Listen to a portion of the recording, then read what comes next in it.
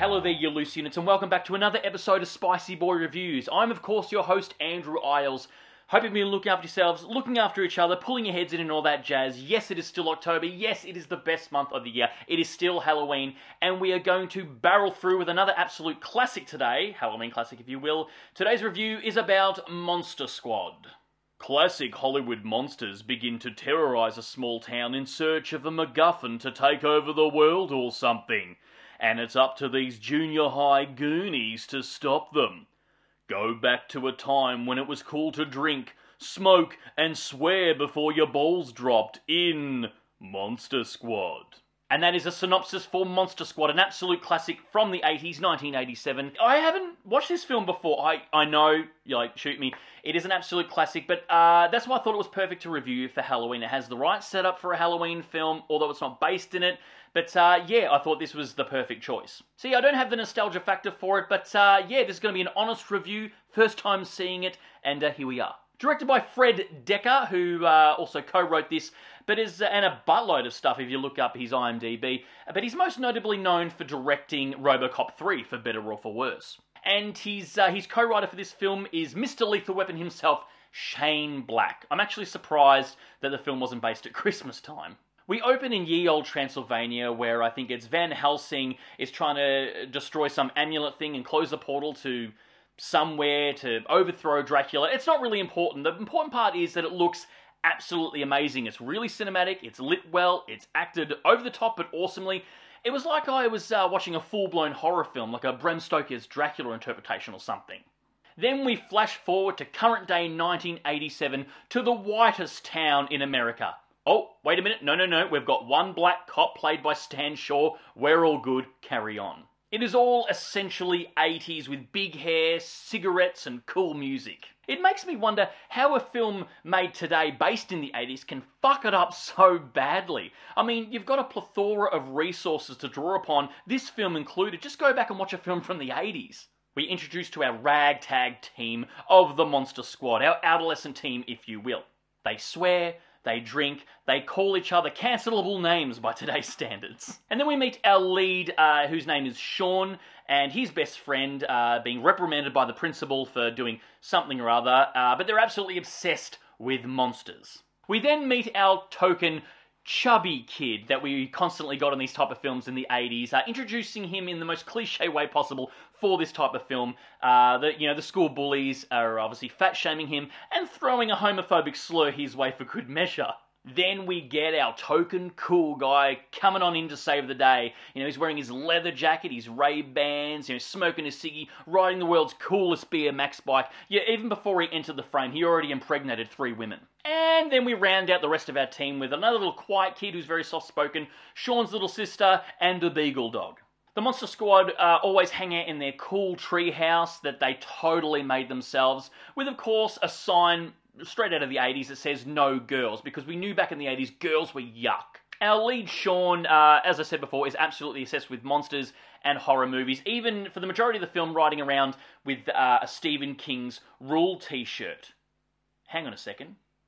Bunch of kids, small town, monsters terrorizing them. When was it published? That's alright, it's not plagiarism, it's an homage. He's wearing the t-shirt, that's enough. We then meet Sean's parents, who are having marriage problems, constantly arguing.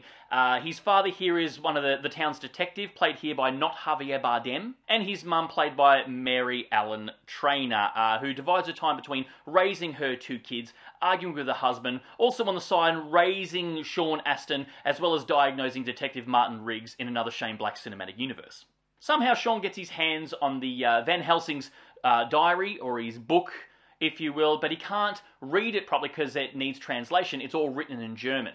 And wouldn't you know it, we have a town creepy old guy living in the It house in this small town who is a German and can speak it fluently. So of course he translates the diary. They don't outright come out and say it, but looking at the contents of the inside of this old German man's house, it kind of seems like he fled Germany around about the time the Yankees came in for a little visit, if you know what I mean. Anyway, we find out that there's some cursed thing that happens every 100 years where a portal opens up and this amulet MacGuffin thing has to be destroyed while a virgin says these German text things, reads them out aloud out of this diary to close the portal to limbo, something save the day.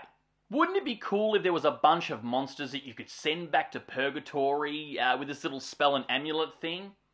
And wouldn't you know it? That's right, Dracula skydives into the town with Frankenstein's monster in a coffin, and Creature from the Black Lagoon's already there hanging out, as well as Wolfman. They got the text to come and meet up, and the mummy from left his sarcophagus in the local museum. I suppose he got the beeper to go meet up, and they all meet up the swamp and have a bit of a team meeting and try and work out how they're going to overthrow Thanos. Now, the amulet that needs to be destroyed, the MacGuffin, if you will, was at the start of the film in ye old Transylvania in a castle, and now it's in the small town. Why? Who cares? Monster Squad! All the creatures are done pretty well. The costumes are pretty sick, especially for a kids type of movie, adventure film. It's quite good. Although I have to say, Dracula is probably the worst one, because it looks like his costume is store-bought. But of course we get genre favourite Tom Noonan here playing Frankenstein's monster. No makeup required. But he ends up being the lovable oaf to our gang of kids, very much like Sloth was in The Goonies. The film barrels through pretty quickly too. It doesn't really slow down or get boring, and it wraps up very quickly as well, almost too quickly. Like the climax of the film just sort of happens in the last 20 minutes and that's it. The town was also dead, pun intended, throughout the nighttime scenes. Like there was no people on dates late at night, no nighttime dwellers walking around the town, no late night joggers. It was like the film was made in Melbourne, Australia after 9 p.m. I love it as well when the gang of kids make their own homemade weapons and stuff like bow and arrows, homemade stakes, and even making silver bullets, even though that's not how bullets are made the way the film does it. But it's fun guerrilla warfare. Like I said before, the creatures are awesome. It's great to see creature effects and puppetry. It just makes the film feel timeless and classic and tangible, and it's all made by, God-tier creator himself, Stan Winston, R.I.P. It's also awesome that the filmmakers used a horror film lens, which is not talking down to the audience, which again, I assume this was made for like a kid's adventure film.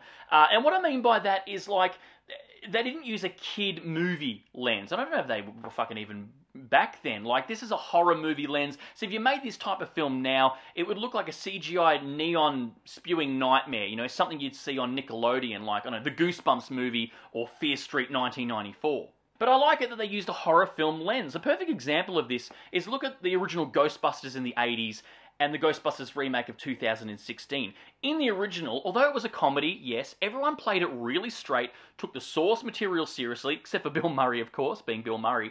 But it was filmed and shot like a legit thriller movie with a taste of horror in there. It didn't talk down to the audience. It looked cinematic and epic, more so than it probably needed to be, and that's why it's a timeless classic. Then you look at the 2016 remake, and like I said before, it's like a neon-spewing nightmare. And I like that the film did that. It didn't talk down to the audience. It took the source material seriously and was shot like a legit thriller/horror film. It's not scary at all. It didn't need to be, although for a kids' film in the 80s, that was kind of the common thing, was scaring the shit out of kids. But no, it's not scary. Like, little kids can watch this and have a good time. Although, I did notice one little really creepy scene where the mummy's hiding in the closet and there's a bit of a jokey joke, and I thought it was completely, that sort of thing was completely ripped off in the Halloween sequel in 2018. Now, it's probably not the first time that joke's been done in this film. It's probably been done before and after and all that sort of stuff. But when I saw it, I was like... I've got to say, it comes across, though, at times as a legit 80s action film. Shane Black, I'm looking at you. You had explosions, a shitload of gunplay. Everyone's very gun-happy in this town. And even some cheesy one-liners after some sick kills. It was all really a pleasurable experience, the whole film. I thought it was really, really fun. It did feel like something was missing at times, and as I said, it barreled through and wrapped up pretty bloody quickly. It's not as good as The Goonies, which I think is god-tier best quality of this kind of film, but it's still pretty fun. Like I said, something was missing. It felt like it was missing from this. I think what it would have added to it, if the film was based on Halloween night, it would have just upped the cheese factor and the awesomeness, because why not? But, I mean... the film would have needed a buttload of extras at night, trick-or-treating, filling up the streets at night time, and it seemed like maybe the film didn't have the budget or the resources to do so. The film also ends very abruptly, just finishes. It just wraps up. It's like the film is going, "Yep, we're done." There's also the lamest rap song in the end credits as the credits roll. But hey, it's 1987. They hadn't figured out rap yet. Worth a watch? Yeah, absolutely. It's fun. It's cheesy. It's just a bloody good time. And it's fucking 80s, which is sick. Loved it. It's not as good as The Goonies, but it's still pretty bloody good. It's probably the next tier down. It'd be great to watch back-to-back with The Goonies and see the comparisons. Also, 80s. Anyway, guys, that's my review for Monster Squad. Like I said, I hadn't watched this ever before, so this is my first time.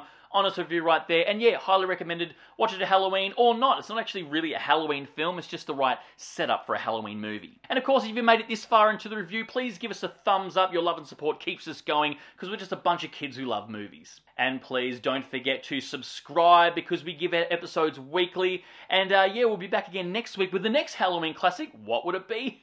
Hit subscribe, tune in and have a look. And until then, stay spooky, kids.